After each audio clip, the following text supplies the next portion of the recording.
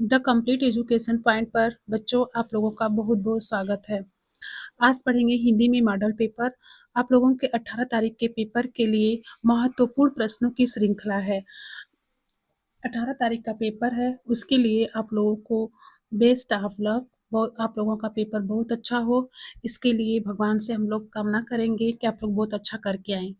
तो देखते हैं, इसमें पहला क्वेश्चन है, सरस्वती पत्रिका के संपादक हैं श्याम सुंदर दास, रामचंद्र शुक्ल, महावीर प्रसाद द्विवेदी, बालकृष्ण भट्ट। तो सरस्वती पत्रिका के संपादक कौन है बच्चों? महावीर प्रसाद द्विवेदी। क्या होगा इसमें? ऑप्शन सी सही होगा, महावीर प्रसाद द्विवेदी। नेक्स्ट है, नागरी प्रचारणी सभा के संस्थापक थे। तो नागरी प्रचारणी सभा के संस्थापक कौन थे बच्चों? क्या पुरुषोत्तम दास टंडन, मदन मोहन मालवीय, श्याम सुंदर दास, रामचंद्र शुक्ल। तो नागरी प्रचारणी सभा के संस्थापक कौन थे बच्चों? डॉक्टर श्याम सुंदर दास। क्या होगा? ऑप्शन सी सही होगा, डॉक्टर श्याम सुंदर दास। आगे है, त्याग पत्र के लेखक का नाम है। तो त्याग पत्र के लेखक का नाम क्या है? तो क्या ज्ञानेन्द्र कुमार, मुंशी प्रेमचंद, जयशंकर प्रसाद, अमृतलाल नागर। तो त्याग पत्र के लेखक का क्या नाम है बच्चों? ज्ञानेन्द्र कुमार। ऑप्शन ए सही होगा, ज्ञानेन्द्र कुमार। आगे है, हिंदी की प्रथम कहानी है। तो हिंदी की प्रथम कहानी कौन सी है? तो क्या कफन है, ममता है, इंदुमती है, या इनमें से कोई नहीं। तो हिंदी की प्रथम कहानी क्या है? इंदुमती। इसमें ऑप्शन सी सही होगा, इंदुमती। आगे है, हिंदी का प्रथम नाटक माना जाता है। तो हिंदी का प्रथम नाटक को किसे माना जाता है बच्चों? क्या हरिश्चंद्र, नहुस, चंद्रगुप्त, इनमें से कोई नहीं। तो प्रथम नाटक कौन सा है? नहुस। ऑप्शन क्या होगा? बी सही होगा, हिंदी का प्रथम नाटक नहुस है। यह आप लोगों का लास्ट रिवीजन है बच्चों। देखिएगा, अगला क्वेश्चन है, निम्नलिखित कथनों में से कोई एक कथन सही है, उसे पहचान कर लिखिए। ध्रुव स्वामी नाटक के लेखक डॉक्टर रामकुमार वर्मा है। क्या भूलूं क्या याद करूं उपन्यास किस विधा की रचना है? गोदान के लेखक मुंशी प्रेमचंद्र हैं, या मित्रता निबंध के लेखक डॉक्टर श्याम सुंदर दास हैं। तो इसमें कौन सा ऑप्शन सही होगा? तो गोदान के लेखक कौन है? मुंशी प्रेमचंद्र हैं। क्या ऑप्शन सी सही होगा, गोदान के लेखक प्रेमचंद्र हैं। आगे है, नासिकेतोपाख्यान के लेखक हैं। तो नासिकेतोपाख्यान के लेखक कौन है? तो क्या सदल मिश्र हैं, लल्लू लाल हैं, इंसा अल्लाह खां हैं, सदा सुखलाल हैं। तो नासिकेतोपाख्यान के लेखक कौन है बच्चों? इंसा अल्लाह खां। ऑप्शन सी सही होगा, इंसा अल्लाह खां। नेक्स्ट है, पानी में चंदा और चांद पर आदमी के लेखक हैं। तो पानी में चंदा और चांद पर आदमी के लेखक कौन है बच्चों? क्या जयप्रकाश भारती, धर्मवीर भारती, आचार्य रामचंद्र शुक्ल, प्रताप नारायण मिश्र। तो क्या होगा? जयप्रकाश भारती। पानी में चंदा और चांद पर आदमी के लेखक कौन है? जयप्रकाश भारती। आगे है, बर्फ की गुड़िया के रचनाकार हैं। तो बर्फ की गुड़िया के रचनाकार कौन है बच्चों? क्या पदुमलाल पुन्नालाल बख्शी, जयप्रकाश भारती, या रामधारी सिंह दिनकर, या आचार्य रामचंद्र शुक्ल। तो बर्फ की गुड़िया के रचनाकार कौन है बच्चों? जयप्रकाश भारती। क्या होगा? ऑप्शन बी सही होगा, जयप्रकाश भारती। नेक्स्ट है, रानी केतकी की कहानी की रचनाकार कौन है? तो रानी केतकी की कहानी की रचनाकार कौन है? तो क्या इंसा अल्लाह खां, मुंशी सदा शुक्लाल, लल्लू लाल, या इनमें से कोई नहीं। तो रानी केतकी की कहानी के रचनाकार कौन है? इंसा अल्लाह खां। ऑप्शन ए सही होगा, इंसा अल्लाह खां। यह हमारे 10 क्वेश्चन कंप्लीट होते हैं बच्चों रचना से। आगे अब देखेंगे हम लोग ग्रामर से 10 क्वेश्चन। तो इसमें और अलग से रचनाएं हैं बच्चे, जो कि आप लोगों के पेपर में बहुत ही महत्वपूर्ण है, उसे जानिएगा। क्या केशव केशव की रचना कौन सी है? रामचंद्रिका, कवि प्रिया। और एक कवि है भूषण, भूषण की रचना कौन सी है? शिवराज भूषण, शिवा बावनी, छत्रसाल दशक। आगे है, एक कवि है मतीराम, उनकी क्या कौन सी रचना है? रसरास, ललित ललाम। और बिहारी। बिहारी की रचना कौन सी है बच्चों? सतसई। पद्माकर की रचना कौन सी है? पद्मभरण, जगनी जगदिनोद और गंगा लहरी। ये सारी रचनाएं बहुत ही इंपॉर्टेंट है आप लोगों के लिए। आगे है 11वां क्वेश्चन रस से है। रस सिद्धांत के आदि प्रवर्तक कौन है? तो रस सिद्धांत के प्रवर्तक कौन है बच्चों? क्या भरत मुनि, भानुदत्त, विश्वनाथ, भामा? तो क्या होगा इसमें? ऑप्शन ए सही होगा, भरत मुनि। तो रस सिद्धांत के आदि प्रवर्तक कौन है? भरत मुनि।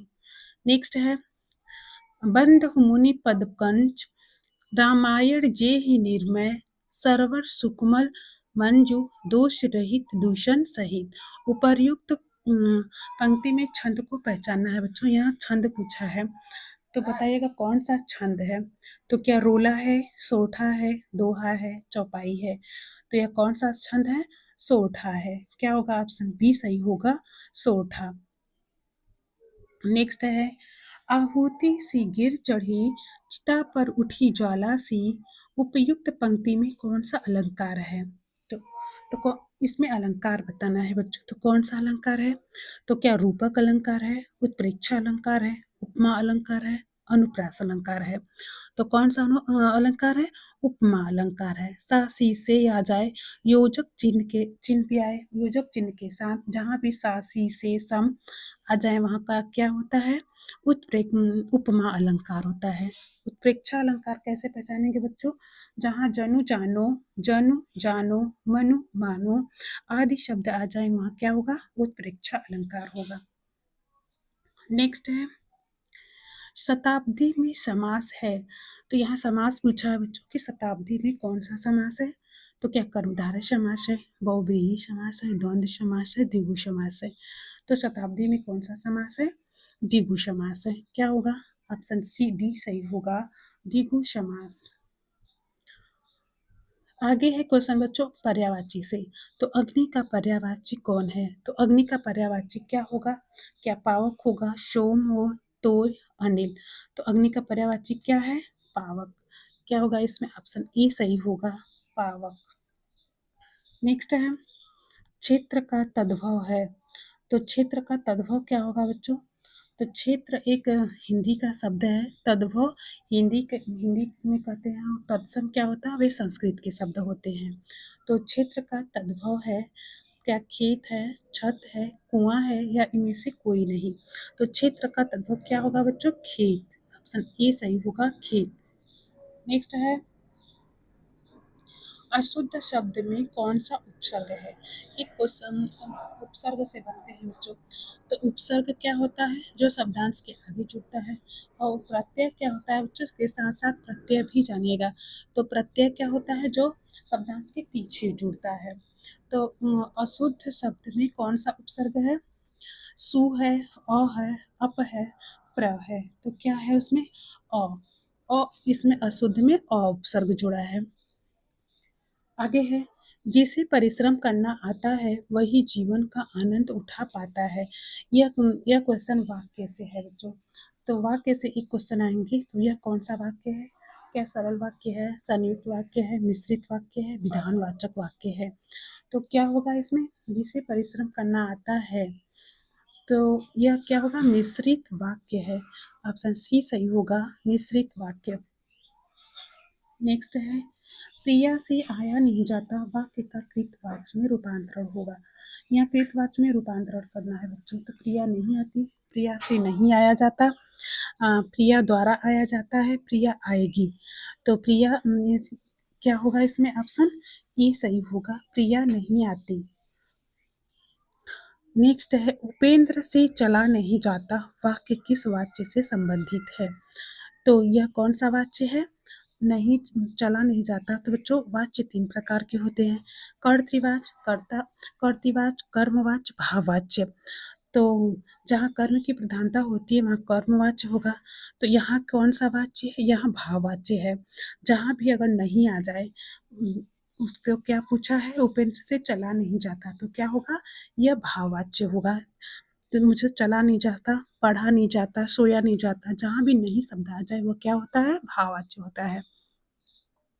ये 20 क्वेश्चन एक सेट के खत्म होते हैं बच्चों। अब देखते हैं आगे एक सेट और दूसरा सेट है जो कि बहुत ही महत्वपूर्ण प्रश्न है बच्चों, पूरा देखिएगा और सेशन को लाइक करिएगा, बच्चों में शेयर करिएगा और चैनल को ज़रूर सब्सक्राइब करिएगा। जो हमारे नए बच्चे जुड़ रहे हों, अभी चैनल को अगर सब्सक्राइब नहीं किए हों, तो उनसे अनुरोध है कि वो सब्सक्राइब ज़रूर करें, क्योंकि जो भी क्लास आप लोगों के लिए लाई जाए, आप लोगों तक तुरंत पहुँचे।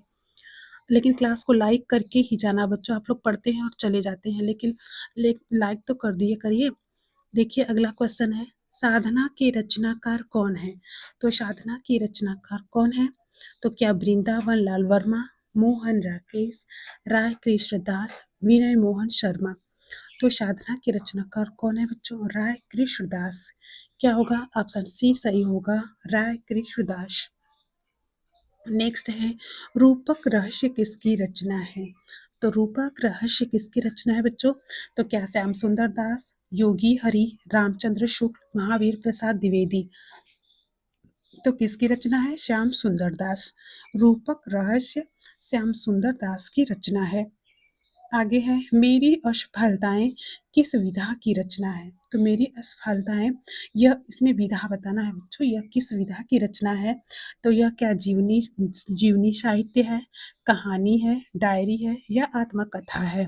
तो यह एक आत्मकथा है। मेरी असफलताएं, यह कौन सी विधा है? यह एक आत्मकथा है। नेक्स्ट है, आवारा मसीहा किस गद्य विधा की रचना है? तो आवारा मसीहा किस गद्य विधा की रचना है? तो क्या यह उपन्यास है, कहानी है, नाटक है, जीवनी है? तो आवारा मसीहा बच्चों यह एक जीवनी है। क्या होगा? ऑप्शन डी सही होगा, जीवनी। आगे है, एकांकी सम्राट कहा जाता है। तो एकांकी सम्राट किसे कहा जाता है? क्या राम कुमार वर्मा को, सेठ गोविंद दास को, हरिकृष्ण प्रेमी को, मोहन राकेश को? तो एकांकी सम्राट किसे कहा जाता है बच्चों? राम कुमार वर्मा को। क्या होगा? ऑप्शन ए सही होगा, राम कुमार वर्मा। नेक्स्ट है, चंद्रावली की रचयिता हैं। तो चंद्रावली के रचयिता कौन है बच्चों? क्या रामचंद्र शुक्ल, सेठ गोविंद दास, श्याम सुंदर दास, भारतेंदु हरिश्चंद्र?